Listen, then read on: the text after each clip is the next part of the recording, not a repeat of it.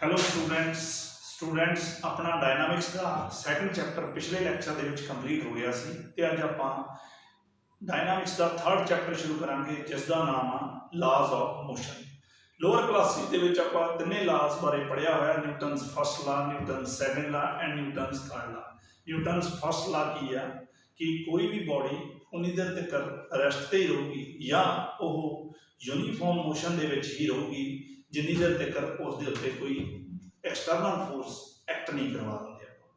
तो आप इसनूं Newton's first ला कहते हैं। आप इस चैप्टर के न्यूटन्स सैकंड ला का कंसैप्ट ही पढ़ना, इस गल कारण मैं मेन न्यूटन्स सैकंड ला ते ही जोड़ा है इस लैक्चर से ज़्यादा अपने को आप जोड़ा है काम करांगे। तो न्यूटन्स सैकंड ला पढ़ने तो पहलों आपां नूं मोमेंटम ऑफ ए बॉडी बारे पता होना चाहिए। तो एक पार्टिकल दे टी टाइम दे जिहड़ी है वेलोसिटी v है तो उस पार्टिकल का मास जे m आ तो मोमेंटम जिहड़ा होगा मास इंटू वेलोसिटी, तो उसनूं आपां रिप्रेजेंट की ना करांगे स्मॉल p ना करांगे। तो स्मॉल p स्टूडेंट्स किहदे इक्वल आ गया m into v, where m is the mass of the particle and v is the velocity of the particle at time t and p is the momentum of the particle at time t। तो हम तुसी ये देखो कि जे अपने कोले particle दे विच t time दे विच वेलोसिटी v है तो उस दे उत्ते कोई फोर्स आपां एक्ट कराती in the direction of motion of the particle, तो डेफिनेटली अगले यूनिट ऑफ टाइम दे विच पार्टिकल दे विच जिहड़ी वेलोसिटी है वो इंक्रीज होगी। जे वेलोसिटी इंक्रीज होगी तो डेफिनेटली उस पार्टिकल का जिहड़ा मोमेंटम है वो भी इंक्रीज होगा। तो जे आप फोर्स स्टूडेंट्स आप पार्टिकल की डायरेक्शन ऑफ मोशन के ओपोजिट लगा दी तो डेफिनेटली अगले यूनिट ऑफ टाइम के पार्टिकल के जिहड़ी वेलोसिटी है वो डिक्रीज होगी। इस गल कारण उस दे विच दा जिहड़ा मोमेंटम है वो भी डिक्रीज होगा। तो जे आप थर्ड कंसैप्ट के कहिए कि जे पार्टिकल के कोई भी आप फोर्स जी है वो एक्ट नहीं कराई तो न्यूटन्स फस्ट ला के अकॉर्डिंगली पार्टिकल जोड़ा है मूव्स यूनीफॉर्म वेलोसिटी नाल ही करी जाऊगा, मीन उसका जोड़ा मोशन है वो यूनीफॉर्म हो जाऊगा। तो उस केस के जी वेलोसिटी वो चेंज नहीं होगी नैक्सट यूनिट ऑफ टाइम के। तो इस गल कारण उसका जोड़ा मोमेंटम आ वो भी जोड़ा है चेंज नहीं होगा, दैट इज सेम ही आ जाऊगा। तो आप की कंक्लूजन कढ़ रहे हैं इसके कि जे आप फोर्स जी है in the direction of motion of the particle लगाने तो मोमेंटम जोड़ा है वो इंक्रीज होता पार्टिकल का। जे आप opposite to the direction of motion of the particle लगाने तो मोमेंटम जोड़ा है डिक्रीज होता। तो जे आप फोर्स पार्टिकल के उत्ते एक्ट नहीं करवाते तो डेफिनेटली उसका जोड़ा मोमेंटम आ वो चेंज नहीं होता। तो यदा मतलब टाइम के अकॉर्डिंगली मोमेंटम जोड़ा चेंज है पार्टिकल का वो डिपेंड जी है वो एक्सटर्नल फोर्स या उसनूं इंप्रैस्ड फोर्स या उसनूं नैट फोर्स के मुताबिक ही जोड़ा है वो चेंज होता है। नैट फोर्स या इंप्रैस्ड फोर्स या एक्सटर्नल फोर्स का मतलब ये आ कि जो पार्टिकल के उत्ते फोर्सिस लगदियां तो वो जी अपने को पॉजिटिव डायरेक्शन है राइट हैंड समझो और जो नैगेटिव डायरेक्शन है वो अपने को जी है लैफ्ट हैंड जी है वो नैगेटिव डायरेक्शन समझो। मैं कह रहे हैं कि जो अपने को राइट सेंस है पॉजिटिव डायरेक्शन और जो अपने को लैफ्ट सेंस है नैगेटिव डायरेक्शन समझो, दोनों साइड्स से फोर्सिस पार्टिकल के उत्ते पता कर लो।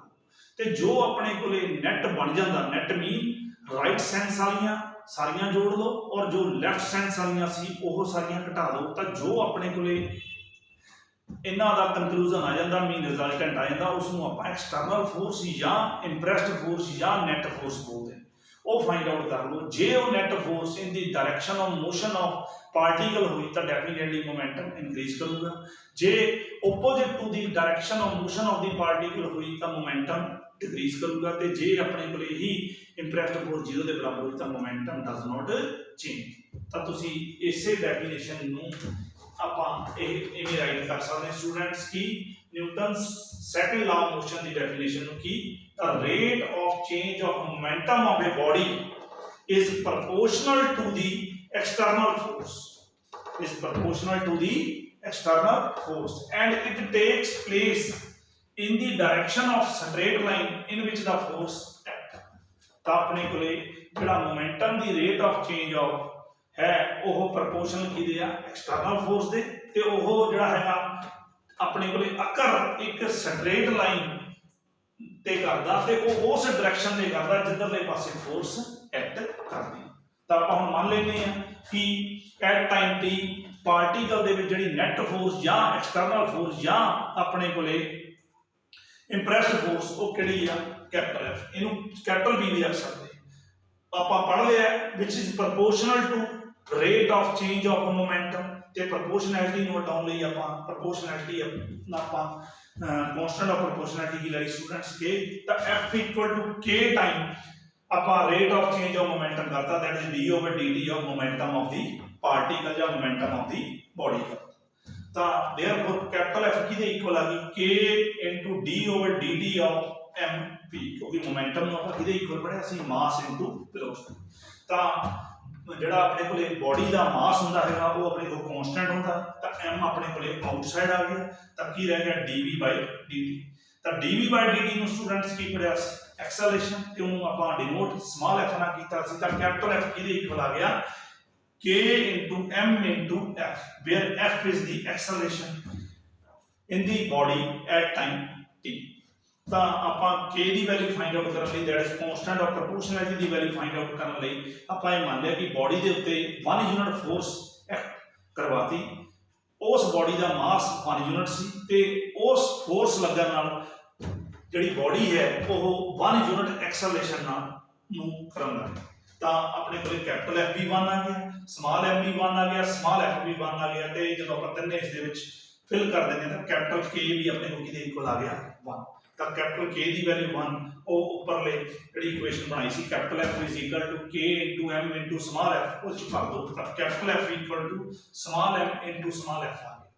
ਤਾਂ ਇਸ ਇਕੁਏਸ਼ਨ ਨੂੰ ਆਪਾਂ ਕੀ ਬੋਲਦੇ ਨੇ, ਫੰਡਾਮੈਂਟਲ ਇਕੁਏਸ਼ਨ ਆਫ ਡਾਇਨਾਮਿਕਸ ਜਾਂ ਨਿਊਟਨਸ ਇਕੁਏਸ਼ਨ ਆਫ ਮੋਸ਼ਨ।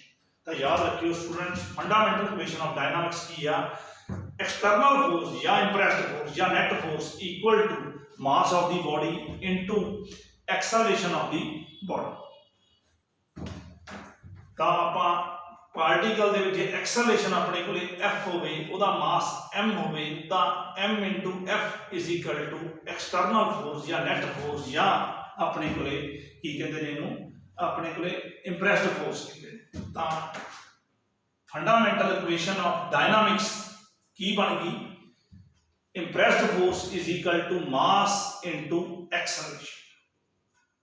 ਤਾਂ ਸਟੂਡੈਂਟਸ ਇੱਥੇ ਇੱਕ ਗੱਲ ਯਾਦ ਰੱਖੋ ਕਿ ਜੇ ਸਮਾਲ f ਜਾਂ ਕੈਪੀਟਲ F ਦੇ ਵਿੱਚੋਂ ਇੱਕ ਵੀ ਕਨਸਟੈਂਟ ਆ, ਪਰ ਬੋਡੀ ਦਾ ਮਾਸ ਤਾਂ ਕਨਸਟੈਂਟ ਆ, ਪਰ ਜੇ ਐਕਸਲਰੇਸ਼ਨ ਇਨ ਦੀ ਬੋਡੀ ਜਾਂ ਉਸ ਦੇ ਉੱਤੇ ਜਿਹੜੀ ਨੈਟ ਫੋਰਸ ਆ ਉਹ ਉਹਨਾਂ ਦੋਵਾਂ ਚੋਂ ਇੱਕ ਵੀ ਆਪਣੇ ਕੋਲੇ ਕਨਸਟੈਂਟ ਆ, ਤਾਂ ਡੈਫੀਨੇਟਲੀ ਦੂਸਰਾ ਵੀ ਕਨਸਟੈਂਟ ਆ ਜਾਊਗਾ। ਤਾਂ ਆਪਾਂ ਇਹ ਗੱਲ ਕਹਿ ਸਕਦੇ ਕਿ ਜੇ ਬੋਡੀ ਦੇ ਉੱਤੇ ਨੈਟ ਫੋਰਸ ਜਿਹੜੀ ਹੈ ਉਹ ਆਪਣੇ ਕੋਲ ਕਨਸਟੈਂਟ ਆ, ਤਾਂ ਬੋਡੀ ਜਿਹੜੀ ਹੈਗੀ ਆ ਉਹ ਮੂਵ ਵਿਦ ਯੂਨੀਫਾਰਮ ਐਕਸਲਰੇਸ਼ਨ ਜਾਂ ਕਨਸਟੈਂਟ ਐਕਸਲਰੇਸ਼ਨ ਨਾਲ ਕਰਦੀ ਹੈ। ਤਾਂ ਹੁਣ ਸਟੂਡੈਂਟਸ ਇਸ ਦੇ ਵਿੱਚ ਦੋ ਗੱਲਾਂ ਯਾਦ ਰੱਖਿਓ। ਪਹਿਲੀ ਕਿਹੜੀ ਕਿ ਆਪਾਂ ਜਦੋਂ ਵੀ ਕੋਈ ਬੋਡੀ ਤੇ ਆਪਾਂ ਫੰਡਾਮੈਂਟਲ ਇਕੁਏਸ਼ਨ ਆਫ ਡਾਇਨਾਮਿਕਸ ਜਾਂ Newton's equation of motion apply ਕਰਨਾ, ਤਾਂ ਉਹਨੂੰ ਫ੍ਰੀ ਬੋਡੀ ਡਾਇਗਰਾਮ ਬਣਾ ਕੇ ਉਸ ਦੇ ਉੱਤੇ ਜਿੰਨੀਆਂ ਵੀ ਫੋਰਸਿਸ ਲੱਗ ਰਹੀਆਂ ਇਨ ਦੀ ਰਾਈਟ ਸੈਂਸ ਤੇ ਇਨ ਦੀ ਲੈਫਟ ਸੈਂਸ, ਉਹ ਆਪਾਂ ਸਾਰੀਆਂ ਦੀਆਂ ਸਾਰੀਆਂ ਫਾਈਂਡ ਆਊਟ ਕਰ ਲੈਣੀਆਂ।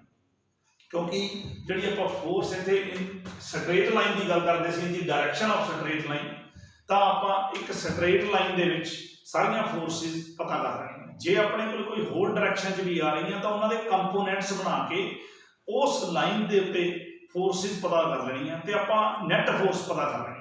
ਨੈਟ ਫੋਰਸ ਤੁਹਾਨੂੰ ਮੈਂ ਦੱਸਤੀ ਕਿ ਰਾਈਟ ਸੈਂਸ ਸਾਰੀਆਂ ਪੋਜ਼ਿਟਿਵ ਔਰ ਜਿਹੜੀਆਂ ਲੈਫਟ ਸੈਂਸ ਸੀ ਉਹਨੂੰ ਆਪਾਂ ਨੈਗੇਟਿਵ ਸਾਰੀਆਂ ਰੱਖ ਕੇ ਸਾਰਿਆਂ ਦਾ ਆਪਾਂ ਸਮ ਅਪ ਕਰਕੇ ਤੇ ਆਪਾਂ ਨੈਟ ਫੋਰਸ ਪਤਾ ਕਰ ਲੈਣੀ, ਦੈਟ ਇਜ਼ ਰਿਜ਼ਲਟੈਂਟ ਫੋਰਸ ਪਤਾ ਕਰ ਲੈਣੀ। ਉਸ ਰਿਜ਼ਲਟੈਂਟ ਫੋਰਸ ਨੂੰ ਹਮੇਸ਼ਾ ਕਿਹਦੇ ਬਰਾਬਰ ਰੱਖਣਾ, ਮਾਸ into acceleration in the body at time t, mass of the body and ਦੂਸਰਾ ਕੀ ਆ acceleration in the body at time t। ਤੇ ਆਪਾਂ ਐਕਸਲਰੇਸ਼ਨ ਦੀ ਗੱਲ ਸਟੂਡੈਂਟਸ ਉਸੇ ਲਾਈਨ ਦੇ ਅਕੋਰਡਿੰਗਲੀ ਹੀ ਕਰ ਰਹੇ ਹਾਂ।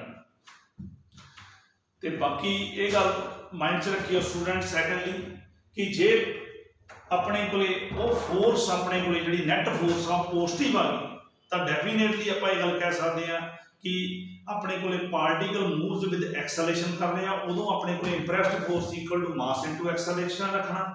ਜੇ ਉਹੀ ਫੋਰਸ ਆਪਣੇ ਕੋਲੇ ਜਿਹੜੀ ਨੈਟ ਦੀ ਗੱਲ ਕਰ ਰਹੇ ਨੈਟ ਫੋਰਸ ਦੀ, ਉਹ ਜੇ ਨੈਗੇਟਿਵ ਆ ਗਈ ਤਾਂ ਡੈਫੀਨੇਟਲੀ ਉਸ ਫੋਰਸ ਨੂੰ ਆਪਾਂ ਐਜ਼ ਏ ਪੋਜ਼ਿਟਿਵ ਰੱਖ ਕੇ ਮਾਸ ਇਨਟੂ ਰਿਟਾਰਡੇਸ਼ਨ, ਤੇ ਜੇ ਉਸ ਨੈਗੇਟਿਵ ਦਾ ਤੁਸੀਂ ਯੂਜ਼ ਕਰੋਗੇ ਤਾਂ ਮਾਸ ਇਨਟੂ ਉਸ ਕੇਸ ਦੇ ਵਿੱਚ ਰਿਟਾਰਡੇਸ਼ਨ ਦੀ ਜਗ੍ਹਾ ਐਕਸਲੇਸ਼ਨ ਦੇ ਮੂਹਰੇ ਜਿਹੜਾ ਆਊਗਾ ਉਹ ਨੈਗੇਟਿਵ ਆਊਗਾ, ਤਾਂ ਉਹ ਆਪਣੇ ਆਪ ਨੈਗੇਟਿਵ ਨਾਲ ਨੈਗੇਟਿਵ ਕੈਂਸਲ ਹੋ ਜਾਊਗਾ। ਤਾਂ ਬਾਕੀ ਤੁਹਾਨੂੰ ਕੁਐਸਚਨ 'ਚ ਪਤਾ ਲੱਗੂਗਾ ਸਟੂਡੈਂਟਸ। ਇਹ ਗੱਲ ਦਾ ਯਾਦ ਰੱਖਿਓ ਕਿ ਆਪਾਂ ਜੇ ਫੋਰਸ ਨੂੰ ਹਮੇਸ਼ਾ ਹੀ ਪੋਜ਼ਿਟਿਵ ਲੈਣਾ ਤਾਂ ਮਾਸ into acceleration.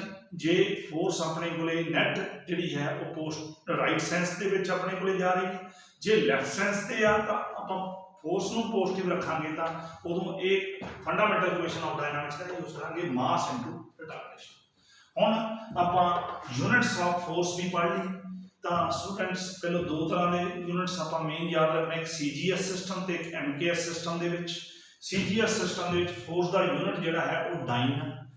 One dine force ਉਹ ਫੋਰਸ ਆ ਜਦੋਂ ਜਿਹੜੀ ਇੱਕ ਪਾਰਟੀਕਲ ਤੇ ਜਦੋਂ ਐਕਟ ਹੋ ਜਾਂਦੀ ਹੈ ਤਾਂ ਉਹ ਆਪਣੇ ਕੋਲੇ 1 ਗ੍ਰਾਮ ਜਿਹੜੇ ਹੈਗੇ ਆ ਮਾਸ ਦੇ ਵਿੱਚ 1 ਸੈਂਟੀਮੀਟਰ ਪਰ ਸੈਕਿੰਡ ਸਕੁਅਰ ਐਕਸਲੇਸ਼ਨ ਪੈਦਾ ਕਰਦੀ ਹੈ। ਤਾਂ ਵਨ ਡਾਈਨ ਫੋਰਸ ਕੀ ਆ, ਉਹ ਜਦੋਂ 1 ਗ੍ਰਾਮ ਪਾਰਟੀਕਲ ਤੇ ਐਕਟ ਹੁੰਦੀ ਆ ਤਾਂ ਉਸ ਦੇ ਵਿੱਚ 1 ਸੈਂਟੀਮੀਟਰ ਪਰ ਸੈਕਿੰਡ ਸਕੁਅਰ ਐਕਸਲੇਸ਼ਨ ਪ੍ਰੋਡਿਊਸ ਕਰ ਦਿੰਦੀ ਹੈ।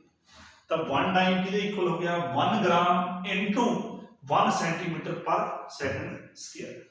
ਕਿਉਂਕਿ ਸਟੂਡੈਂਟਸ ਇਹ ਮੈਂ ਤਾਂ ਲਿਖਾਇਆ ਕਿਉਂਕਿ ਮਾਸ ਇਨਟੂ ਐਕਸਲੇਸ਼ਨ ਦੀ ਗੱਲ ਕਰ ਰਹੇ ਹਾਂ ਫੋਰਸ, ਤਾਂ ਇੱਕ ਪਾਸੇ ਤਾਂ ਮੈਂ 1 ਡਾਈਨ ਫੋਰਸ ਲੈ ਲਈ, ਇੱਕ ਪਾਸੇ ਮਾਸ ਕਿੰਨਾ ਲੈ ਲਿਆ 1 ਗ੍ਰਾਮ, ਤੇ ਇੱਧਰ ਆਪਾਂ ਜਿਹੜਾ ਐਕਸਲੇਸ਼ਨ ਆ ਉਹ 1 ਸੈਂਟੀਮੀਟਰ ਪਰ ਸੈਕਿੰਡ ਸਕੁਅਰ। ਤੇ MKS ਸਿਸਟਮ ਦੇ ਵਿੱਚ ਫੋਰਸ ਦਾ ਯੂਨਿਟ ਕੀ ਹੈ, ਨਿਊਟਨ। 1 ਨਿਊਟਨ ਫੋਰਸ ਉਹ ਫੋਰਸ ਆ ਜਿਹੜੀ 1 ਕਿਲੋਗ੍ਰਾਮ ਮਾਸ ਦੇ ਵਿੱਚ 1 metre per second square acceleration produce ਕਰ ਦਿੰਦੀ ਹੈ। ਤਾਂ ਆਪਾਂ ਇਹ ਗੱਲ ਕਹਿ ਸਕਦੇ ਹਾਂ 1 newton equal to 1 kilogram into 1 metre per second square. ਤਾਂ 1 ਕਿਲੋਗ੍ਰਾਮ ਦੇ ਵਿੱਚ 1 ਮੀਟਰ ਪਰ ਸੈਕਿੰਡ ਸਕੁਅਰ ਜਦੋਂ ਐਕਸਲੇਸ਼ਨ ਆਪਣੇ ਕੋਲੇ ਪ੍ਰੋਡਿਊਸ ਹੋ ਜਾਂਦਾ ਹੈਗਾ, ਦੈਟ ਇਜ਼ ਉਹ 1 ਕਿਲੋਗ੍ਰਾਮ ਮਾਸ ਜਿਹੜਾ ਹੈ ਉਹ 1 metre per second square acceleration ਨਾਲ ਮੂਵ ਕਰਨਾ ਸ਼ੁਰੂ ਹੋ ਜਾਂਦਾ, ਤਾਂ ਸਮਝ ਲਓ ਉਸ ਦੇ ਵਿੱਚ ਜਿਹੜੀ ਫੋਰਸ ਹੈ ਉਹ 1 ਨਿਊਟਨ ਜਿਹੜੀ ਹੈ ਉਹ ਆਪਣੇ ਕੋਲੇ ਹੈ।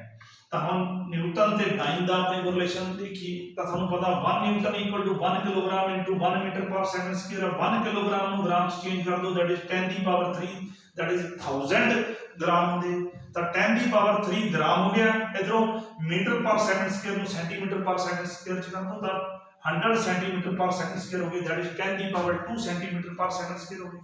ਪਹਿਲੋਂ ਆ ਗਿਆ 10 ਦੀ ਪਾਵਰ 3 ਗ੍ਰਾਮ, इधर आ गया इनटू 10 की पावर 2 सेंटीमीटर पर सेकंड स्क्वायर तक कितना बन गया 10 की पावर 5 अपने को इनटू की बन गया 1 ग्राम इनटू 1 सेंटीमीटर पर सेकंड स्क्वायर ते अपन पता 1 ग्राम इनटू 1 सेंटीमीटर पर सेकंड स्क्वायर 1 डाइन होता था किदे बराबर हो गया 10 की पावर 5 डाइन्स। तो 1 न्यूटन किदे बराबर हो गया 10 की पावर 5 डाइन्स। हुण आपां ग्रेविटेशनल फोर्स ऑफ यूनिट्स करदे तां ओहदे विच याद रखो कि ਇਹਨੂੰ ਆਪਾਂ ਦੋ ਤਰੀਕੇ ਇਹਦੇ ਕਰਨੇ ਆ, ਗ੍ਰਾਮ weight ਤੇ ਕਿਲੋਗ੍ਰਾਮ weight।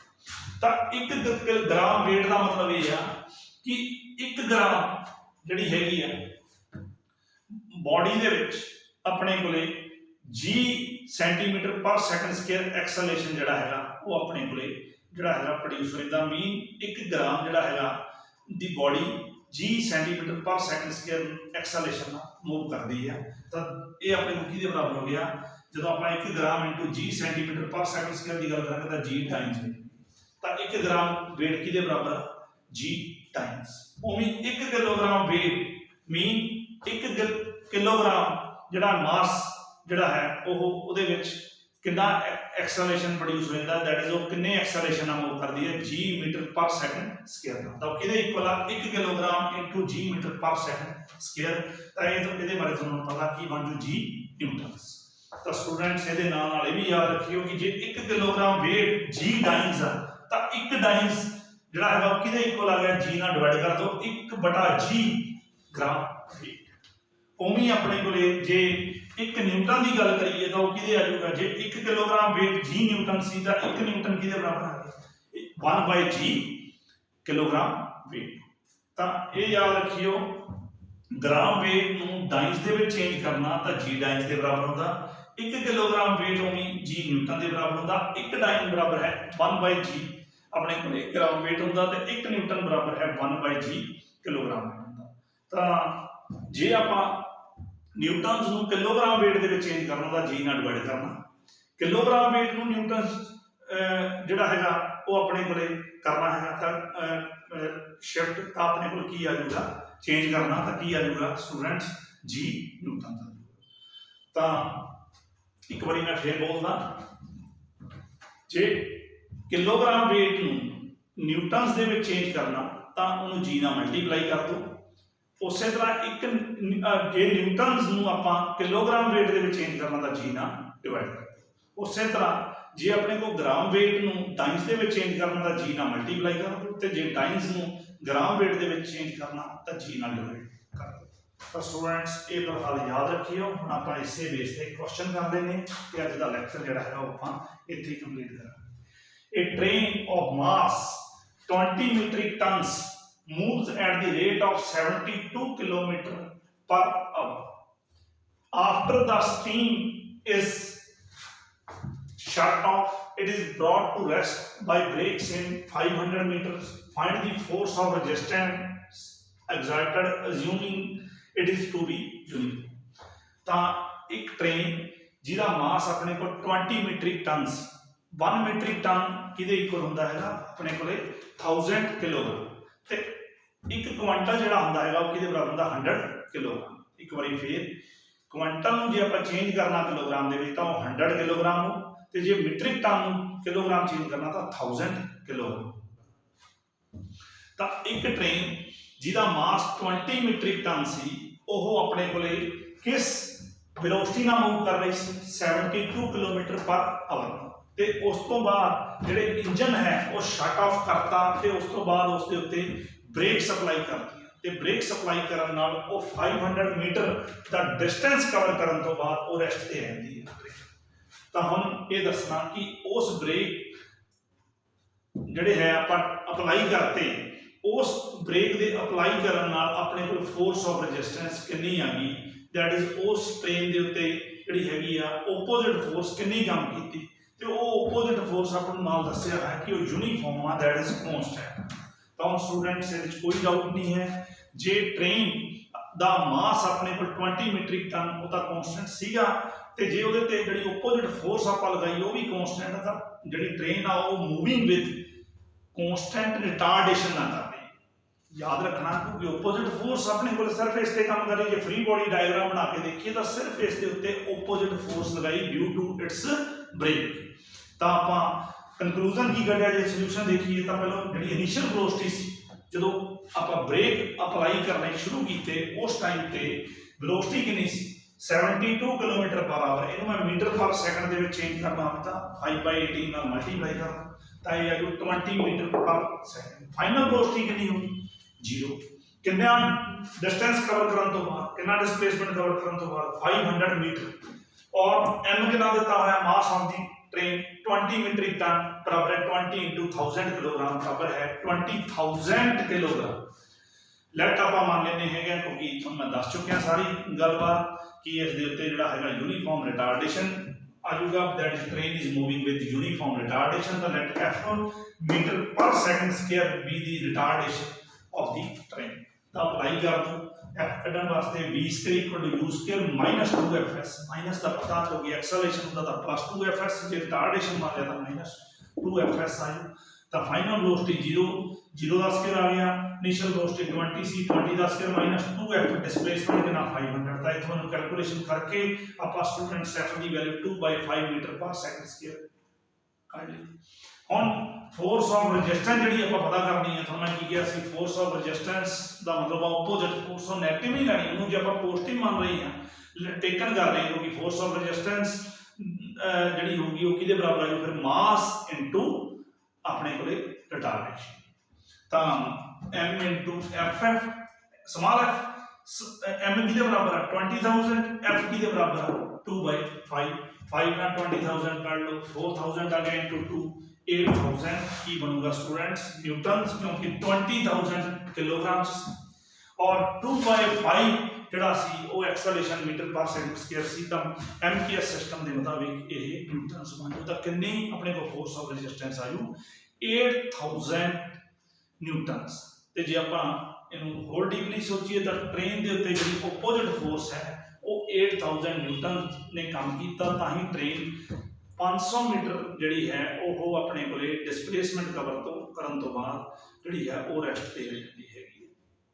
ਤਾਂ ਸਟੂਡੈਂਟਸ ਫਿਲਹਾਲ ਜਿਹੜਾ ਆਪਣੇ ਕੋਲ ਥਰਡ ਚੈਪਟਰ ਹੈ ਡਾਇਨਾਮਿਕਸ ਦਾ, ਉਹਦੀ ਫਸਟ ਜਿਹੜਾ ਟੌਪਿਕ ਹੈ ਉਹਦੀ ਐਗਜ਼ਾਮਪਲਸ ਤੇ ਕੁਐਸਚਨ ਤੁਸੀਂ ਕਰਕੇ ਦੇਖ ਲਿਓ। ਤੇ ਫਿਲਹਾਲ ਨੈਕਸਟ ਲੈਕਚਰ ਦੇ ਵਿੱਚ ਆਪਾਂ ਜਿਹੜਾ ਹੈ ਉਹ ਸੈਕੰਡ ਟੌਪਿਕ ਸ਼ੁਰੂ ਕਰਾਂਗੇ। Thank you so much.